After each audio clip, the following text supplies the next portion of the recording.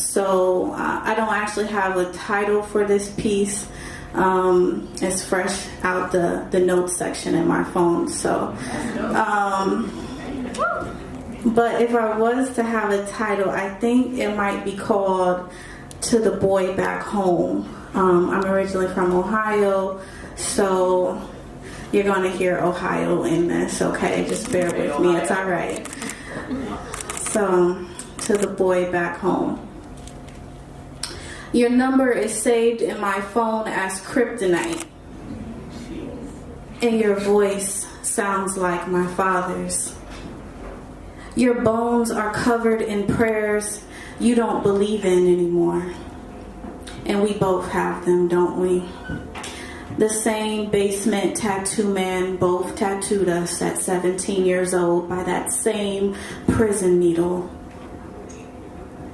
And home is inside your mouth and your mannerisms. And I am both sick and cured by the brokenness of it all. The way a fiend is both sick but purely happy by the toxic taste of borrowed time. And there aren't any poetic ways to describe why the meteor rock that carried Superman like a child in a womb was the very rock that could kill him is the same way there aren't any words to describe why I pick up this phone and let you lick my ears this way. You, teenage love disguised as God, and too many times you have saved me in conversations I never tire of having, because they are now sermon and oil and water on nights when I am buried in survivor's guilt. And your hands are stronger than prison cell bars, and I just want to rub oil on you. And on this phone, you tell me about some shit I already know, but I still laugh anyways. And your lungs inhale a smoke to empty your day of doing the same old things in the same old town. And you hold my life there in the seconds. And when you exhale, we are both high off of the past, and the present is a blurred piece of heaven, and there aren't any breadcrumbs to lead me back to where I am when we hang up.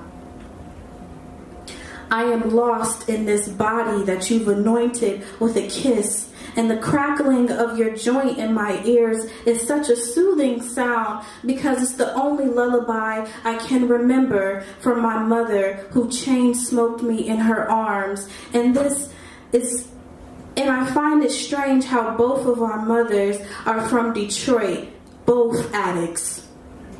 How is it that we are both the middle child between two worlds and neither of them wants us? And how is it that we are both products of the same demon and there aren't any poetic ways to say you feel like family, like another bone? I've lived in the blood of my mistakes before. And I was born here again in a city, and somebody made a habit out of telling me I was going places, that I was different, that I was going to save the world. And you compliment me on how sexy I look this healed, this whole. But you are still at your mama's house, and she's still asking about me, and I'm still her favorite, and when am I coming home? Probably never. But on the phone, I am Midwestern, small town, all smiles, all comfortable, kissing the thoughts of you, and it all tastes like my mother's cooking.